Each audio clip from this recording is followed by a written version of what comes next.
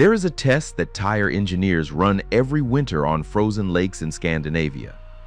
They take three identical cars, same weight, same driver, same speed, 62 miles per hour. The only variable is the tires. One car is on summer tires, one is on all-season tires, one is on dedicated winter tires. Then they hit the brakes. The winter tire car stops in about 115 feet. The all-season car needs 153 feet. The summer tire car doesn't stop. It slides past the 200-foot mark still moving, and by the time it finally comes to a full stop, it has traveled more than twice the distance of the winter tire car. That's not a marginal difference. That's the length of a semi-truck worth of extra stopping distance on the tires that most American drivers consider perfectly safe for year-round use. Every year, roughly 116,000 Americans are injured in crashes on icy roads. The tire under the car at the moment of impact isn't random. It's almost always one of two types, and neither of them is the one that stopped in 115 feet. This is every tire type ranked from worst to best, based on the data that actually determines whether you walk away.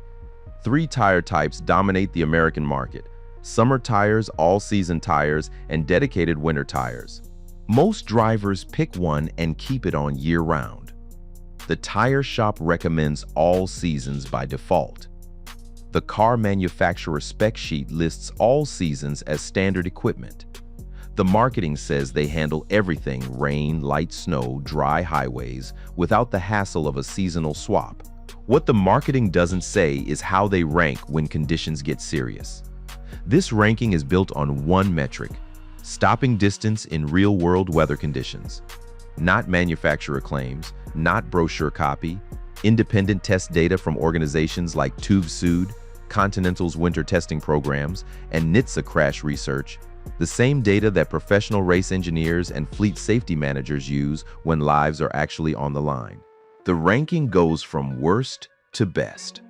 Worst means the tire type most likely to add extra stopping distance, reduce steering control, and put you in the path of something you can't avoid.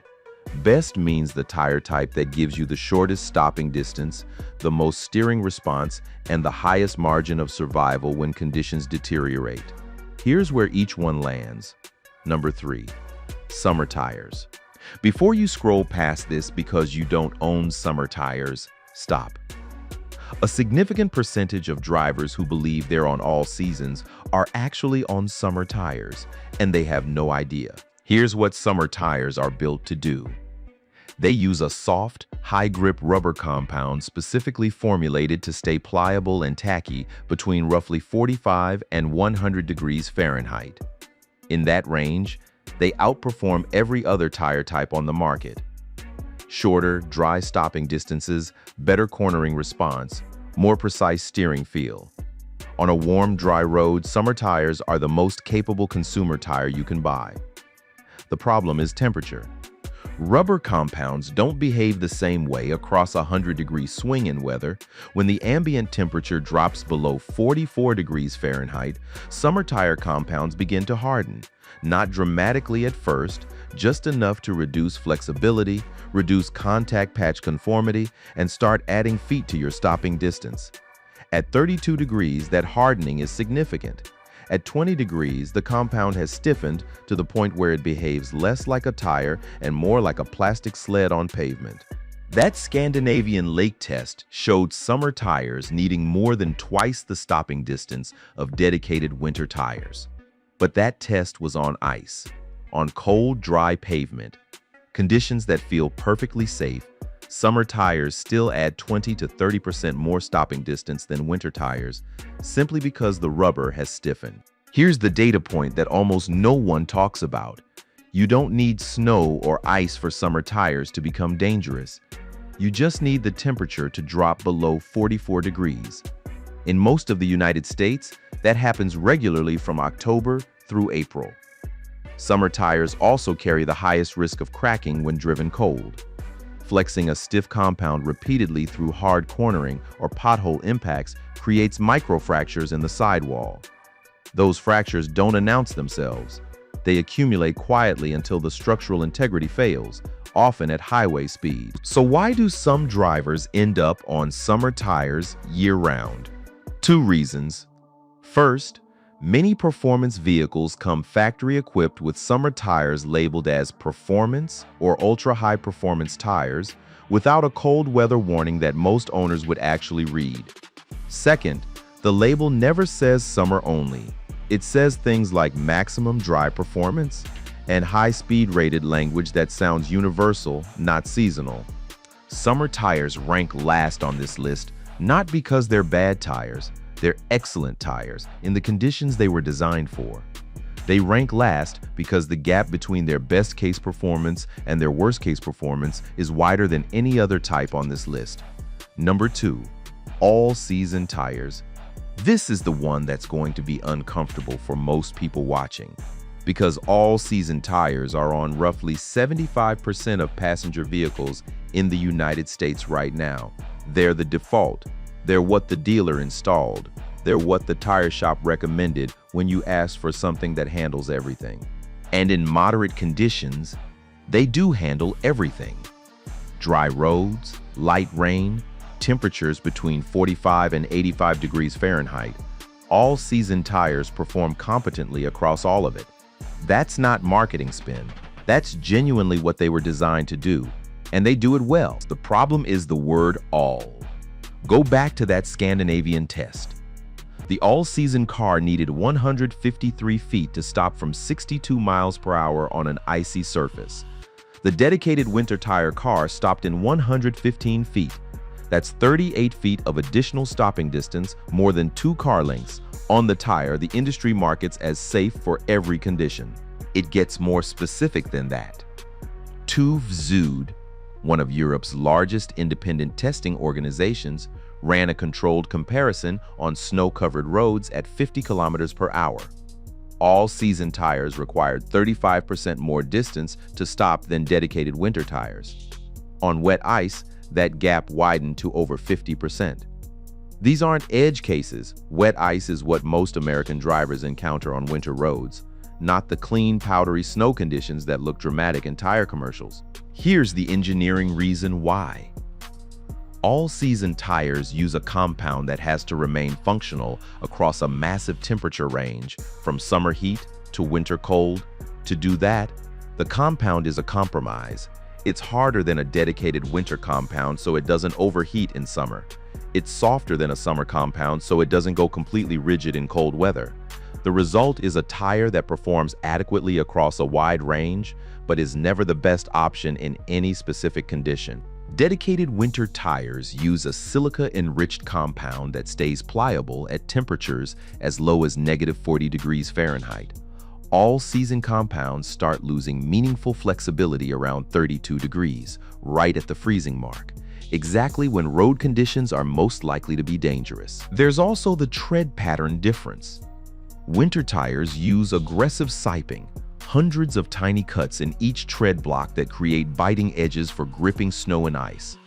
All-season tread patterns use far less siping, prioritizing quiet highway performance and long tread life over cold weather bite. None of this is hidden.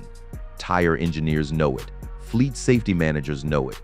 European traffic safety agencies know it, which is why winter tires are legally required between November and April in countries like Germany, Austria, and most of Scandinavia. In the United States, there's no such requirement. So the default stays all season, and most drivers never learn what the performance gap actually looks like until they're in a situation where those 38 extra feet are the only thing standing between them and the car in front of them. All-season tires rank second on this list, not because they're unsafe on the right road, in the right temperature, in the right conditions. They rank second because those conditions have a hard limit, and most drivers don't know exactly where that limit is. Number 1, dedicated seasonal tires. That means dedicated winter tires in cold climates and dedicated summer tires in warm ones. They share the top rank for the same reason. They're the only tire type on this list engineered without compromise. Start with winter tires because that's where the performance gap is most consequential. The Scandinavian test data isn't an outlier. It's consistent across every independent evaluation that has measured dedicated winter tires against the alternatives. Consumer Reports winter braking tests show dedicated winter tires stopping 30 to 40 feet shorter than all seasons on snow. NHTSA's own research shows that winter tire fitment reduces winter crash risk by nearly 40% compared to all-season equipped vehicles. 40%, that's not a tire feature, that's a statistically significant change in whether you're involved in a crash at all. The engineering behind that number is the silica compound that stays soft and conforming at temperatures where every other tire has already started to stiffen. Combined with aggressive sipe geometry that channels away slush, bites into packed snow, and finds grip on surfaces where all-season tread simply floats. Dedicated winter tires don't just perform better in cold weather, they perform in conditions where all-season tires have already exceeded their design limits. Now dedicated summer tires in warm climates. Think Texas, Southern California, Florida, Arizona. The performance equation flips. Dedicated summer tires run cooler under sustained high-speed driving, resist heat buildup that degrades all-season compounds faster in extreme heat, and deliver cornering stability and braking response that all-season tires can't match in 90+ degree conditions. If you live in a climate where the temperature rarely drops below 50 degrees, dedicated summer tires are the safety optimal choice for the same reason winter tires are optimal in the snow belt. They were built for exactly those conditions, with nothing left on the table for a compromise. The objection almost everyone raises here is cost and convenience. 2 sets of tires, seasonal swaps, storage space. Here's the actual math. A set of dedicated winter tires costs between $400 and $700 for most vehicles. Running them on a separate set of steel wheels eliminates the mounting and balancing fee each swap, bringing the swap cost down to under $30 at most shops. And because you're splitting your annual mileage between 2 tire sets, both sets last roughly twice as long as a single all-season set would. Over a 5-year period, the total cost difference between running dedicated seasonals and running all seasons is often less than $200, sometimes zero. What you're buying with that isn't convenience. What you're buying is 38 feet of stopping distance you don't have to use. The ranking is clear. Summer tires out of season rank last. All-season tires rank second, capable within their limits, dangerous outside them. Dedicated seasonal tires rank first, not because they're premium products, but because they're the only type on this list that doesn't ask you to compromise your safety for convenience. Here's how to use this ranking for your own vehicle. If you live north of roughly the 40th parallel, that's a line running through Denver, Indianapolis, Philadelphia, and you're currently running all-season tires year-round. The data says you're accepting a 35 to 50% reduction in winter braking performance compared to what's available to you. That's not a scare tactic. That's what the testing shows. If you live in the Sun Belt and you're running all seasons in 95-degree heat, you're in a similar position, leaving grip on the table that dedicated summer tires would give you back. The fix is the same in both cases. Match the tire to the season it was built for. One thing before you go, drop a comment with one word, the city you live in. Because the #1 question I get on tire videos is whether any of this actually applies to someone's specific location. Enough responses and I'll build a full video around it. City by city, climate by climate, exactly which tire you should be running and why. If someone you know is still on all seasons in a snow state, send them this video. It's a 38-foot difference. That's worth a share.